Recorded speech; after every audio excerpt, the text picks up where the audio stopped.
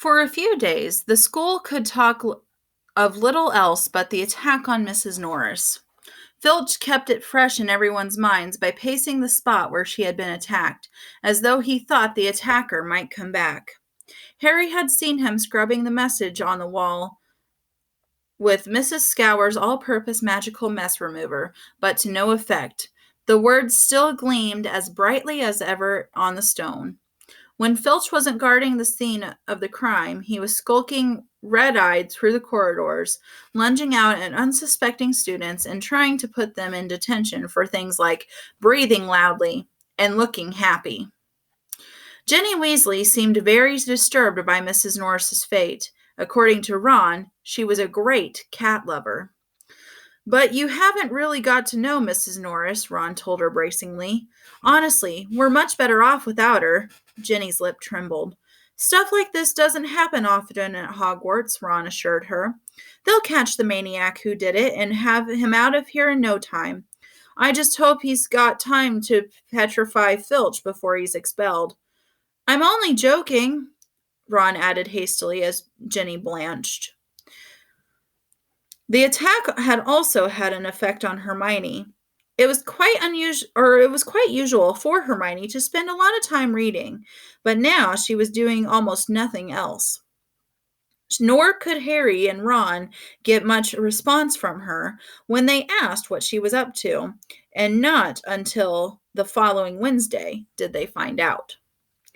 Harry had been held back in potions, where Snape had made him stay behind to scrape tube worms off the desks. After a hurried lunch, he went upstairs to meet Ron in the library and saw Justin Finch Fletchley, the Hufflepuff boy from herbology, coming toward him. Harry had just opened his mouth to say hello when Justin caught sight of him, turned abruptly, and sped off in the opposite direction.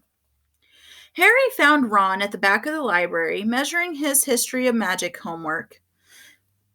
Professor Binns had asked for a 3-foot-long composition on the medieval assembly of European wizards.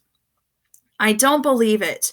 I'm still 8 inches short," said Ron furiously, letting go of his parchment, which sprang back into a roll. "And Hermione's done 4 feet 7 inches, and her writing's tiny." "Where is she?" said Harry, grabbing a tape measure and unrolling his own homework. "Somewhere over there," said Ron, pointing along the shelves, looking for another book. "I think she's trying to read the whole library before Christmas." Harry told Ron about Justin Finch Fletchley running away from him. "Don't know why you care. I thought he was a bit of an idiot," said Ron, scribbling away, making his writing as large as possible. "All that junk about Lockhart being so great." Hermione emerged from between the bookshelves. She looked irritable and at last seemed ready to talk to them. "All the copies of Hogwarts of History have been taken out," she said, sitting down next to Harry and Ron. "And there's a 2-week waiting list. I wish I hadn't left my copy at home, but I couldn't fit it in my trunk with all of Lockhart's books." "Why do you want it?" said Harry. "The same reason everyone else wants it," said Hermione. "To read up on the legend of the Chamber of Secrets." "What's that?" said Harry quickly. "That's just it. I can't remember," said Hermione, biting her lip. "And I can't find the story anywhere else." "Hermione, let me read your composition," said Ron desperately, checking his watch. "No, I won't," said Hermione, suddenly severe. "You've had 10 days to finish it. I only need another 2 inches. Come on." The bell rang. Ron and Hermione led the way to History of Magic bickering. History of Magic was the dullest subject on their schedule. Professor Binns, who taught it, was their only ghost teacher. And the most exciting thing that ever happened in his class was his entering the room through the blackboard. Ancient and shriveled, many people said he hadn't noticed he was dead. He had simply got up to teach one day and left his body behind him in an armchair in front of the staff room fire. His routine had not varied in the slightest since. Today was as boring as ever. Professor Binns opened his notes and began to read in a flat drone like an old vacuum cleaner until nearly everyone in the class was in a deep stupor, occasionally coming to long enough to copy down a name or a date, then falling asleep again. He had been speaking for a half an hour when something happened that had never been happened before. Hermione put up her hand.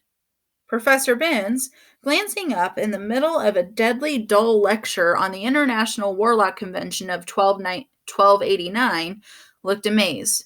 Miss, Granger, Professor, I was wondering if you could tell us anything about the Chamber of Secrets, said Hermione in a clear voice. Dean Thomas, who had been sitting with his mouth hanging open, gazing out of the window, jerked out of his trance. Lavender Brown's head came up off her arms, and Neville Longbottom's elbow slipped off of his desk. Professor Binns blinked. My subject is history of magic, he said in his dry, wheezy voice. I deal with facts, Miss Granger, not myths and legends. He cleared his throat with a small noise like chalk scraping and continued. In September of that year, a subcommittee of Sardinian sorcerers, he stuttered to a halt. Hermione's hand was waving in the air again. Miss Grant? Please, sir, don't legends always have a basis in fact?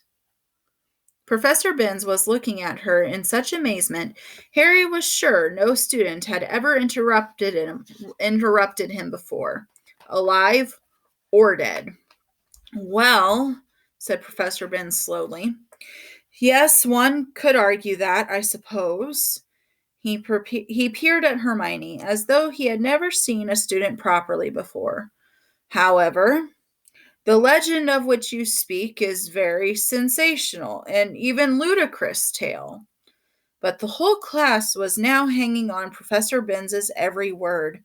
He looked dimly at them all. Every face turned to his. Harry could tell he was completely thrown by such an unusual show of interest. Oh, very well, he said slowly. Let me see. The Chamber of Secrets. You all know, of course, that Hogwarts was founded over 1,000 years ago. The precise date is uncertain, by the 4 greatest witches and wizards of the age. The 4 school houses are named after them.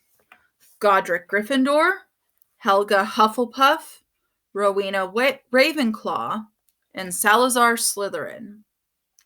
They built this castle together, far from prying Muggle eyes, for it was an age when magic was feared by common people, and witches and wizards suffered much persecution. He paused, gazed blearily around the room, and then continued. For a few years, the founders worked in harmony together, seeking out youngsters who showed signs of magic and bringing them to the castle to be educated. But then disagreements sprang up between them. A rift began to grow between Slytherin and the others.